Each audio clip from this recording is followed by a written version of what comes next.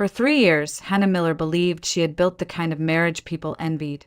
Friends often remarked on the way Jonathan looked at her, or how his hand always found hers in crowded rooms. They lived in a modest house on the edge of Duluth, Minnesota, with a yard that sloped gently toward the woods, and in the quiet evenings they shared routines that felt unshakable. Jonathan would come home from work, drop his keys in the same ceramic bowl by the door, kiss her on the forehead, and ask what was for dinner. He laughed often, worked hard, and promised that weekends were theirs. So when Jonathan mentioned a weekend fishing trip with his closest friends, Brian Collins, Scott Edwards, and Kevin Brooks, Hannah felt no hesitation. These were the men he had known since college, companions who had shared hunting blinds and campfires in northern Minnesota. Fishing trips were their tradition. Jonathan's eyes sparkled the night before he left, like a boy allowed one more summer adventure. "We'll be up near Lake Superior," he said, throwing a sleeping bag into the back of his truck. "The old log cabin in the pines. Just us, the fire, and the lake. Don't worry if I don't have service. Half the time those woods are a dead zone." Hannah kissed him goodbye at the door. "Have fun," she told him. "Catch something worth bragging about." He grinned, pulled her into a quick hug, and was gone, the sound of the truck fading into the distance. The house grew still in his absence. The first day alone passed slowly. Hannah cleaned, reorganized a shelf, even started a podcast, but the silence pressed in like a weight. She realized how much of her rhythm depended on Jonathan's presence. The clatter of his boots in the entryway, the way he whistled off-key while shaving, the habit of falling asleep with his arms slung, heavy across her waist. By evening, the house felt too large. She microwaved leftovers, sat at the table alone, and wished for the sound of his voice. As dusk settled outside, Hannah leaned against the counter, sipping tea, and the thought arrived, quietly but firmly. Tomorrow was Jonathan's birthday. They had planned a small celebration when he returned, but why wait? Why not surprise him? She pictured his face lighting up when she appeared at the cabin door, arms full of his favorite food. The image grew warmer the more she considered it. The decision took root. Early the next morning, Hannah tied her hair back, pulled on an apron, and opened the pantry. The kitchen filled with the familiar, comforting chaos of preparation. She started with dessert because dessert mattered most to Jonathan. Apple pie, the one her mother taught her to bake. Thick slices of tart apples tossed in sugar and cinnamon, laid neatly into a buttery crust. She rolled the dough carefully, folded the edges just so, brushed cream across the top, and slid it into the oven. While the pie baked, she turned to the main course. Chicken wings seasoned with paprika, garlic, and a dash of cayenne. Jonathan loved them crisp, the skin blistered and golden. She lined 2 trays, set the temperature high, and let the heat do its work. The scent filled the kitchen, sharp and mouth-watering, mingling with the sweeter aroma of apples and pastry. On the stove, a pot of hearty soup simmered. She diced onions, carrots, and celery, stirring them into the broth until the steam fogged the window above the sink. Minnesota mornings in early October carried a bite, and she knew the men would welcome something warm after hours by the lake. She baked a pan of soft rolls as well, brushing them with butter until they shone. Between timers, she cleaned as she went, humming along with the radio, lost in the rhythm of care. She imagined Jonathan's friends gathered around the table, laughing with surprise when she arrived.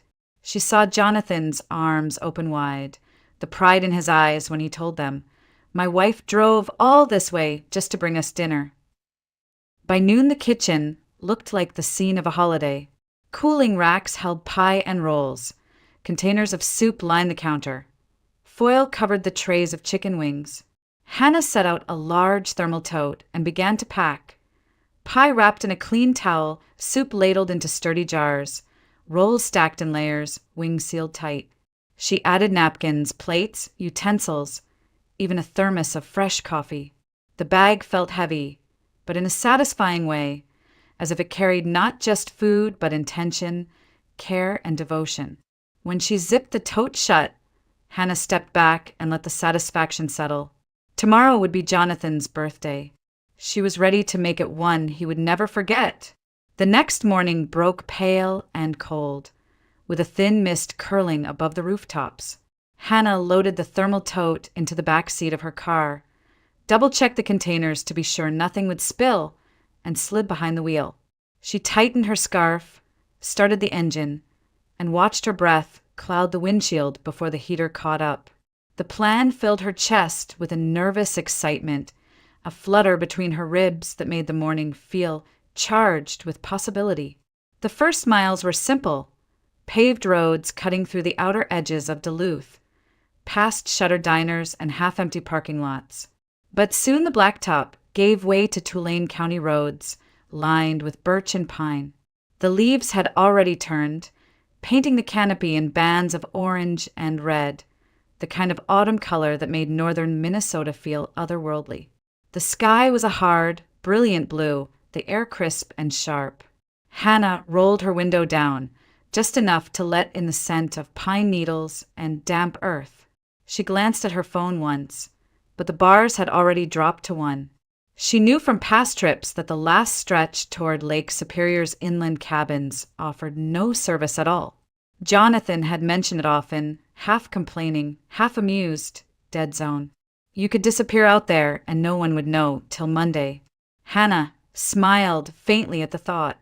This time, she told herself, he would be the one surprised. The road narrowed, twisting deeper into the forest.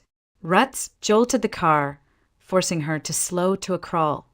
She drove carefully, keeping both hands firm on the wheel as branches arched overhead and shadows flickered across the windshield. Somewhere beyond the trees, she imagined the cabin waiting, Jonathan and his friends still yawning from a late night, not expecting anyone, least of all her with a bag of food warm enough to steam in the chilly air. Her heart beat a little faster. She pictured Jonathan's expression when he opened the door. First confusion, then delight, maybe even embarrassment in front of the others. But the good kind, the kind that proved she had gone out of her way because she loved him. The thought made her cheeks warm. The car climbed a slight rise, then leveled out. Ahead, the forest opened into a small clearing used for parking. Hannah slowed, expecting to see the usual line of vehicles. Jonathan's aging truck, Brian's SUV with its dented bumper, Scott's weathered Jeep, Kevin's rusty minivan. Instead, she braked hard. Parked in the clearing were cars she did not recognize. A new pickup gleamed in the sunlight, spotless and expensive, the kind that looked straight off a dealer's lot. Beside it sat a bright red sports car, low to the ground, utterly impractical for back roads like these. A small city coupe completed the row, its paint polished, its tires too clean to have traveled far on rutted dirt. For a moment, Hannah thought she had taken a wrong turn. She checked the landmarks automatically, the curve of the trees, the old split-rail fence sagging at the edge of the lot, the familiar track leading deeper into the woods. This was the place, the same clearing Jonathan had described, the same one she remembered from a summer years before when she had joined them for a day. She turned off the ignition. Silence fell inside the car, heavy and absolute. Then, from the distance, the forest carried a sound that did not belong here. A bass line, pounding and relentless, thudded through the trees. Not the quiet strum of a guitar by a fire, not the easy rumble of men's voices, but pulsing synthetic music, the kind meant for clubs, not cabins. Hannah sat frozen, her hand still resting on the keys. The tote on the back seat seemed suddenly absurd, almost mocking in its domestic weight. She strained to listen, and the sounds grew clearer. Along with the music came laughter, high-pitched, shrill, unmistakably female. The kind of laughter that tumbled over itself, bright and carefree, completely out of place in the story she had been telling herself on the drive north. Her pulse quickened. Something was wrong. The air outside looked the same. The trees stood where they always had, but the clearing felt altered, warped. Hannah tightened her grip on the steering wheel, then slowly let go. With deliberate care, she reached for the door handle. her ears still straining toward the music and the laughter echoing from the woods ahead. What she had imagined, a birthday surprise wrapped in warmth and love, suddenly wavered, replaced by an unease she couldn't yet name. Hannah stepped out of the car, the chill of the forest wrapping around her like a damp cloak. She left the tote of food on the back seat, its weight suddenly unbearable, and closed the door softly so the sound wouldn't carry. The pulsing music was clearer now, vibrating through the trunks of the trees, joined by bursts of laughter and the sharp pop of bottles being opened. Every step she took seemed louder than it should have been, the crunch of gravel under her shoes echoing in her ears. She followed the narrow track that led from the clearing to the cabin, a path she knew from memory. Branches scraped her jacket as she moved, and with each footfall her heart seemed to hammer harder. She told herself there had to be some explanation. Maybe other campers had rented nearby. Maybe she was imagining things. But when the trees broke and the cabin came into view, her breath caught in her throat. Light spilled from every window, unnaturally bright against the fading day. It wasn't the soft flicker of lanterns or the warm glow of a wood stove. This was electric light, harsh and glaring, throwing long shadows across the clearing. The music thudded from inside, bass reverberating against the wooden walls, turning the old structure into something strange and unrecognizable. Hannah crept closer, each step deliberate, as though the earth itself might betray her if she moved too quickly. She reached one of the side windows, where the curtain hung half open. Pressing her face to the cold glass, she looked inside. Her world shattered. The room, usually cluttered with fishing gear and smelling of pine smoke, had been transformed into a scene of chaos. The table was littered with bottles, whiskey, vodka, champagne, some half-empty, others toppled onto their sides. Smoke hung in the air like a fog. A cheap disco light spun from the corner, painting the log walls in lurid colors. And at the center of it all sat Jonathan. He was sprawled on the sagging couch, a half-empty bottle of champagne on the table before him. On his lap perched a young blonde woman in a cropped top and denim shorts, her head resting against his shoulder, his arm wrapped casually around her waist, his mouth close to her ear as he whispered something that made her throw her head back and laugh, exposing a smooth, toned stomach when her shirt rode up. Jonathan grinned, kissed the crown of her hair, then tapped her hip as if she belonged there.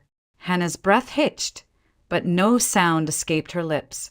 Her gaze darted across the room, and the nightmare only deepened. Brian, the one who always spoke so proudly of his wife and little boy, had his arms around two women at once, pulling one close by the neck while the other pressed against his side. Scott, who often complained of migraines and exhaustion, pinned a dark-haired woman to the wall, his mouth buried in her neck, his hands sliding over her body without shame. Kevin, usually so withdrawn and aloof at family gatherings, was suddenly animated, his hand disappearing beneath the hem of another woman's skirt as she shrieked with laughter. The cabin had become a place of debauchery, nothing like the fishing retreat Hannah had been led to imagine. The pounding music, the reek of alcohol, the shrill laughter of women draped over men who were supposed to be husbands and fathers, all of it blurred into a grotesque parody of the life she thought she knew. Hannah felt her chest tighten as though an iron band had wrapped around her ribs. She pressed harder against the glass, needing to be sure, needing to fix every detail into her mind. But the more she saw, the more her insides seemed to hollow out. Her vision sharpened unnaturally, every detail etched in cruel clarity, the angle of Jonathan's hand against the girl's hip, the gleam of sweat on Scott's temple, the way Kevin's eyes lit up with hunger. Her body trembled, but not with anger, not yet. It was the cold shock of betrayal, the kind that turned blood to ice. Her mind screamed to burst in, to throw open the door, to demand answers. But her body refused. She stood rooted, silent, a ghost outside her own life, watching everything she believed unravel. The tote of food she had so lovingly prepared flashed in her mind, the pie wrapped in a towel, the soup sealed tight against the chill. Now it seemed obscene, laughable, a cruel joke she had played on herself. For a long moment she felt nothing. No tears, no rage, only the numb weight of disbelief. The sounds of the party reached her through the glass, distorted and unreal, as though she were trapped behind a screen. She wanted to turn away, but her eyes stayed fixed, compelled to witness the collapse of everything she thought was safe. And still she said nothing. No gas, no sobi, no orgi offi fury. Only silence. Hannah did not move at first. Her palms flattened against the window pane, the cold seeping into her skin, grounding her even as the world inside spun further out of control. Then, slowly, as if guided by instinct rather than thought, she slid her phone from her jacket pocket. Her fingers moved without trembling. She tapped the camera, switched to video, and lifted the device until the lens caught the scene within. Through the glass, the phone recorded everything. Jonathan leaning close to the blonde woman, whispering something that made her laugh until tears glistened in her eyes. Brian dancing clumsily with two women pressed against him, his hands wandering freely. Scott pinning a brunette to the wall, their mouths locked together as his fingers clawed at her hip. Kevin sprawled in a chair, grinning wolfishly as his hand disappeared beneath a skirt, the girl arching into his touch. The camera lingered on each of them in turn, steady and deliberate. Hannah panned slowly across the room, capturing the debris of the party, bottles scattered across the table, some toppling into puddles of liquor, ashtrays spilling over with cigarette butts, clothing strewn on the floor. The throb of the music vibrated faintly through the glass, an ugly soundtrack that seemed to underscore the collapse of every promise Jonathan had ever made to her. She held the phone firm. Each frame was evidence, each face exposed under the harsh glow of light. She zoomed in, fixed on Jonathan's hand as it rested possessively on the blonde's waist, then shifted to the champagne bottle glinting beside them. Nothing was left ambiguous. When she was certain she had recorded enough, long, unbroken minutes of betrayal, Hannah lowered the phone. Her breath clouded the glass, briefly obscuring the sordid scene before her. She turned away. The walk back to the car felt endless. Her legs were stiff, her steps heavy, but she did not falter. She opened the back door, glanced at the tote on the seat, and left it there. The smell of roasted chicken, sweet pie, and fresh rolls seemed suddenly cruel, almost grotesque. She shut the door with deliberate care, climbed into the driver's seat, and started the engine. The road out of the woods stretched before her in a blur. The headlights cut narrow tunnels through the trees, illuminating branches that clawed at the night. She drove in silence, the music from the cabin still pounding faintly in her ears, though she was miles away now. Her grip on the wheel was rigid, but her mind was startlingly clear. Back home, Hannah parked the car in the driveway and sat for a long moment, staring at the house she had once considered safe. The tote remained in the back seat. She didn't bother to carry it inside. Instead, she walked straight to the living room, set her phone on the coffee table, and sank into the couch. The quiet of the house pressed around her, thick and suffocating, broken only by the faint hum of the refrigerator in the kitchen. The ache came then, sharp and deep. Images replayed in her mind. Jonathan's grin as he kissed the blonde's hair, Brian's hands clutching two women at once, Scott's body pinning the brunette, Kevin's laughter. Her stomach clenched as if she'd swallowed glass. But even as pain rose like a tide, something colder surfaced too. Reason, calculation, a clarity forged by shock. Hannah wiped her eyes with the back of her hand, though no tears had fallen. She reached for her laptop. All night she worked. The video played on loop as she froze frames, zoomed in on faces, took screenshots. She opened browser tabs one after another, combing through social media. A necklace caught in the frame became a clue, leading her to Christina, a university student whose posts were filled with glamorous selfies and vague hints about looking for a sponsor. A tattoo on another woman's shoulder revealed Lara, a dancer in a Duluth nightclub. Brightly colored nails led her to Alina, a nail technician who flaunted designer purses and luxury vacations on her profile. And the last, a brunette with a string of provocative photos, was Dasha, her captions laced with arrogance. Each discovery tightened the knot in Hannah's chest, but also sharpened her resolve. She copied links, saved screenshots, wrote down numbers listed carelessly in bios. Hours passed, the clock ticking toward dawn, yet she felt no exhaustion. Only the steady hum of purpose drove her forward. By the time the first gray light filtered through the blinds, Hannah had assembled a complete picture, for husbands who had lied for years, for women who had stepped willingly into their orbit, and herself, standing at the center, holding the truth in her hands. The pain had not left her. It sat heavy, a weight she knew she would carry for some time. But above it, colder and stronger, rose determination. She would not scream. She would not beg. She would not break. She had a plan. By mid-morning, Hannah sat at the kitchen table with her laptop open, the faint light of a cloudy Minnesota day filtering through the blinds. Her phone rested beside her, screen black, waiting. She had not slept. Instead, she had spent the night pulling together every fragment of information she had uncovered. Profiles, photos, names, numbers. All of it had led to this moment. She reached for the second phone she had purchased years ago, a prepaid device with no ties to her name. With it, she created a new account, blank and anonymous. Her hands moved with clinical precision, the motions stripped of any hesitation. She opened the Messenger app, tapped Create Group, and typed the title in crisp letters, Our Fisherman. One by one, she added the participants. Emily Collins, Brian's wife, the woman who had trusted him with their son. Heather Edwards, married to Scott, who believed his headaches and late nights were real. Claire Brooks, Kevin's wife, calm and steady, who had stood by him through years of struggle. And then the women from the video. Christina, the blonde in Jonathan's lap. Lara, the nightclub dancer. Alina, the nail technician with the designer handbags. And Dasha, the brunette who flaunted herself online. 8 women in total, all connected by the lies of 4 men. Hannah scrolled to the file, tapped once, and sent the video. No words, no explanation, only the truth, delivered without comment. For a few moments, the chat remained silent. A single check mark, then 2.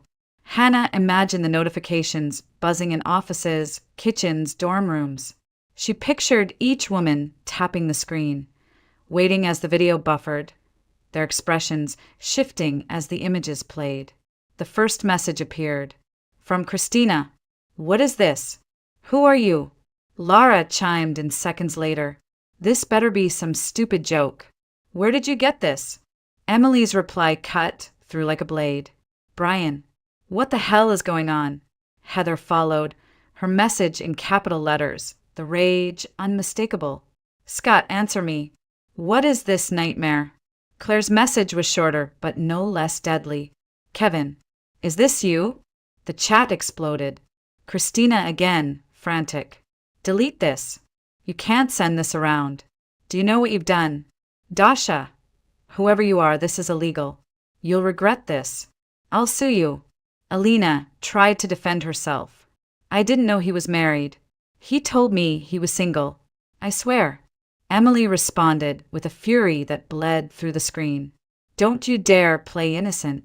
That's my husband, the father of my child. You all disgust me.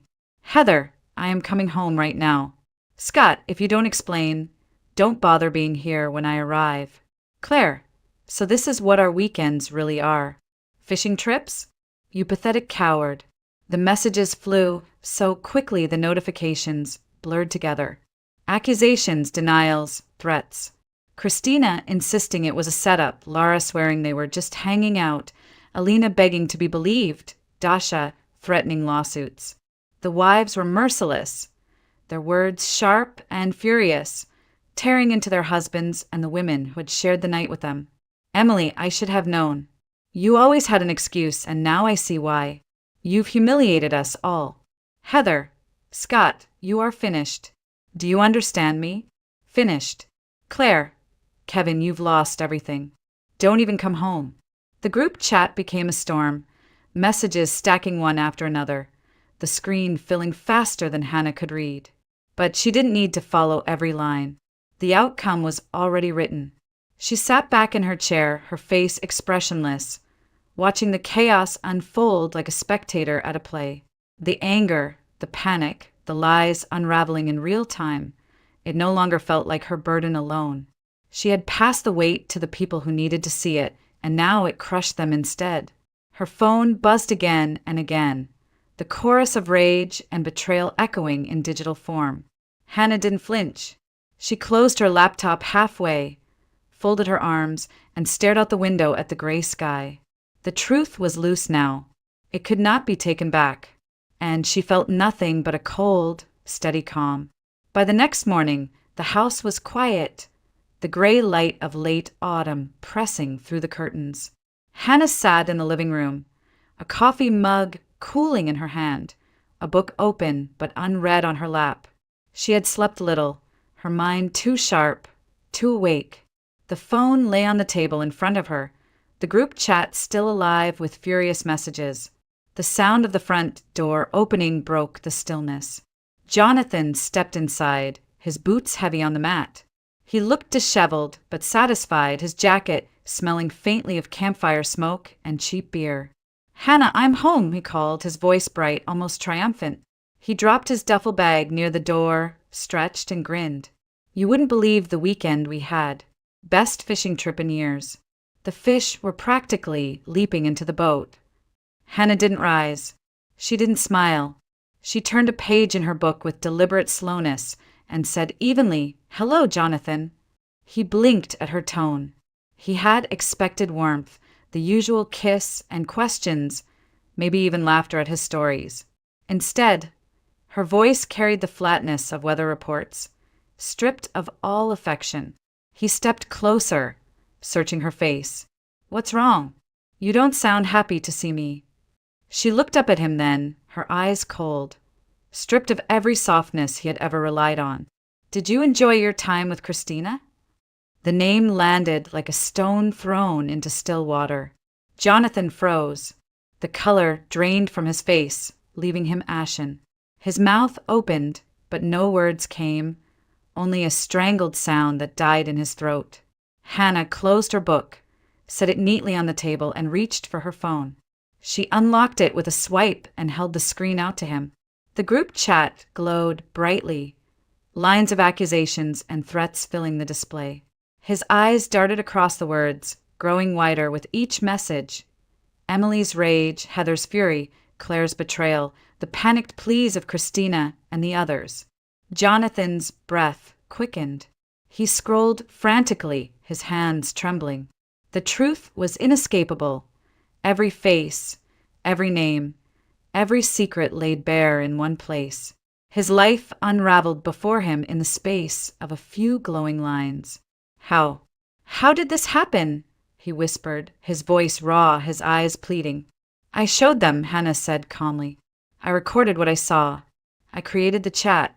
I didn't add explanations, Jonathan. Just the truth. The rest, you and your friends managed on your own." He dropped onto the couch as if his legs had failed him. His face sagged, his eyes glassy with panic. "Please, Hannah, let me explain. It wasn't what it looked like.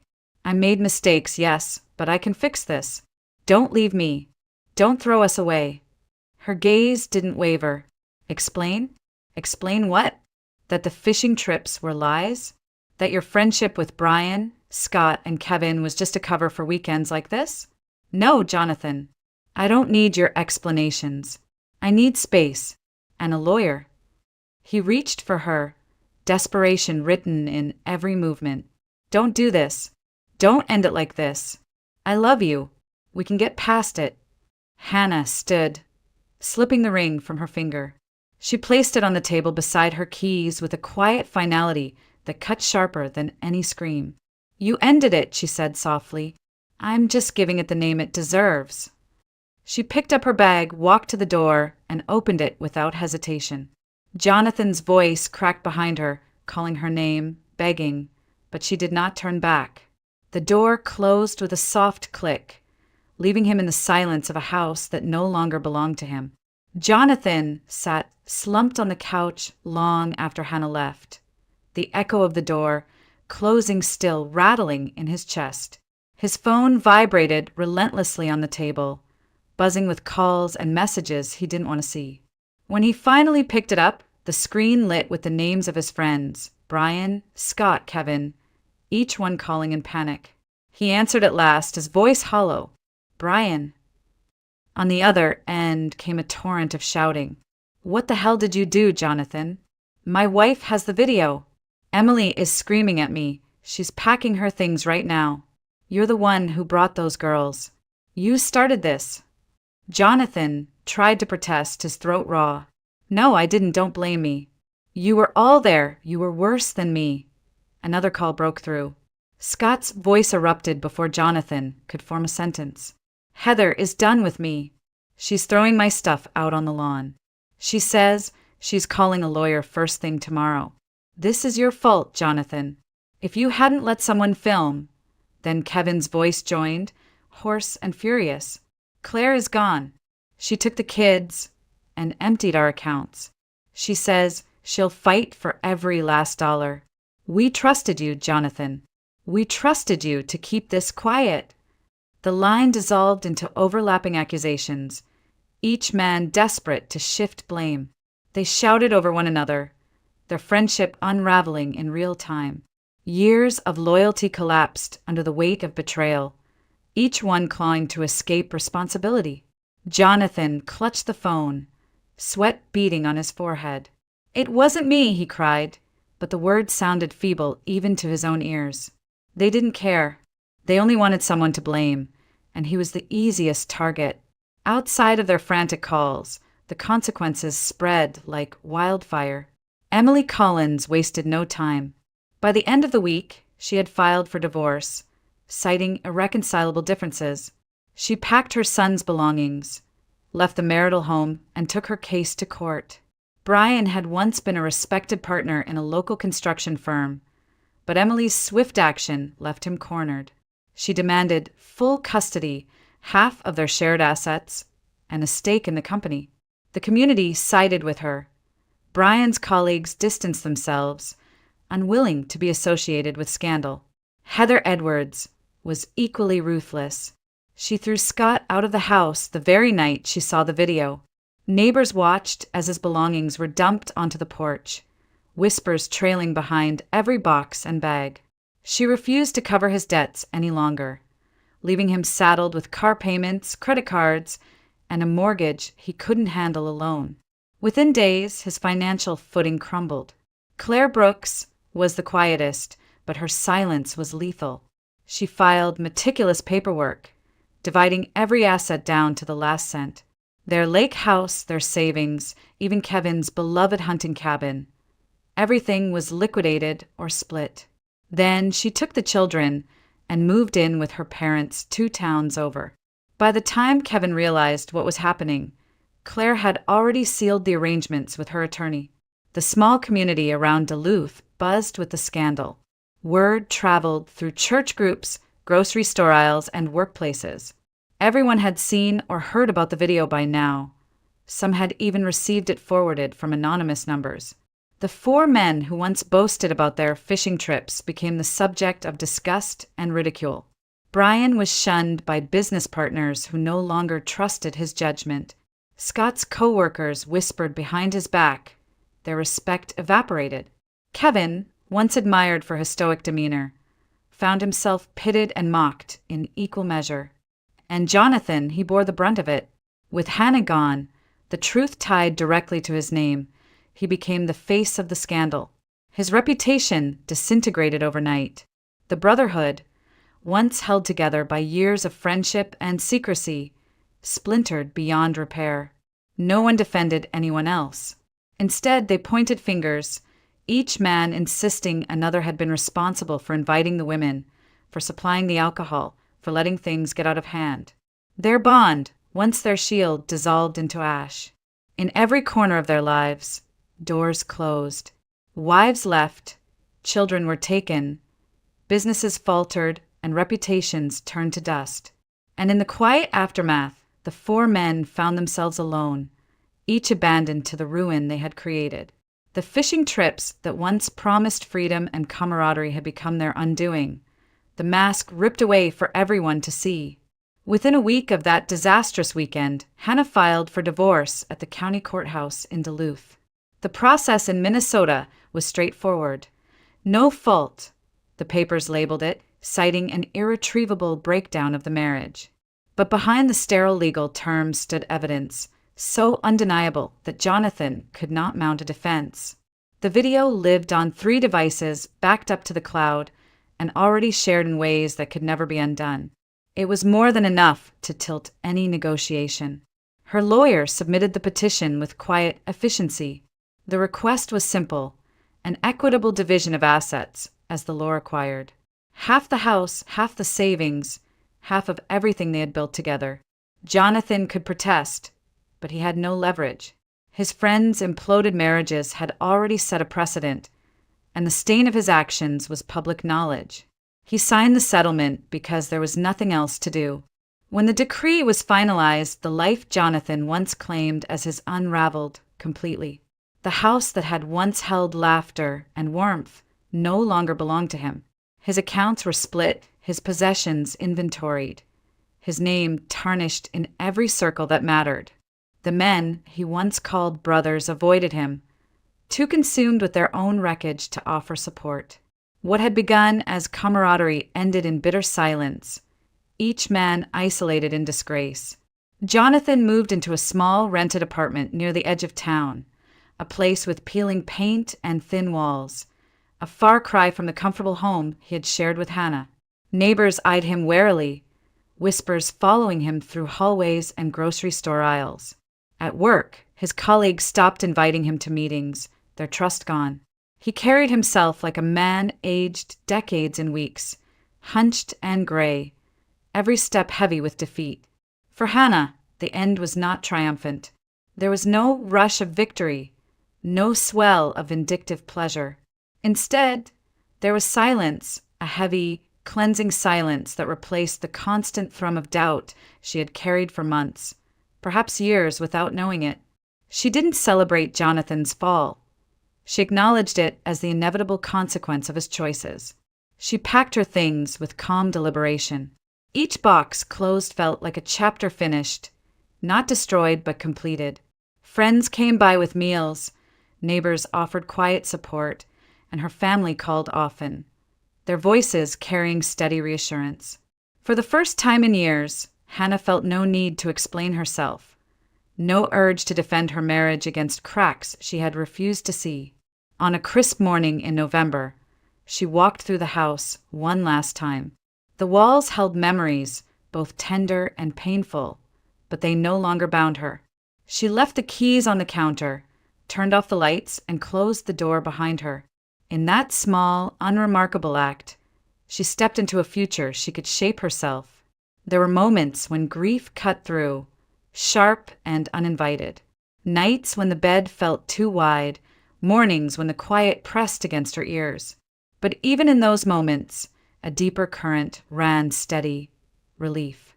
She was free from the constant threat of betrayal, free from lies told with a smile, free from a man who had chosen deceit over devotion. Hannah found solace in routine. She returned to work with renewed focus, picked up hobbies she had abandoned, and allowed herself to dream without the shadow of Jonathan's secrets. She began jogging by the lake, the cold air biting her cheeks, each mile a reminder that her strength had not been broken. She cooked for herself, not out of duty, but out of joy, filling her kitchen with the scents she loved. She never once replayed the video. It had served its purpose. The truth had been shown, justice delivered. Now she left it behind. Jonathan's downfall lingered in the town's gossip, but Hannah paid it little mind. His loss was his own to bear. Wife, friends, reputation, stability all gone. He had built his life on deception, and when the lies collapsed, there was nothing left standing. For Hannah, the path forward was not about revenge anymore. It was about dignity reclaimed. She carried herself with quiet confidence, knowing she had refused to be broken, knowing she had chosen honesty over illusion.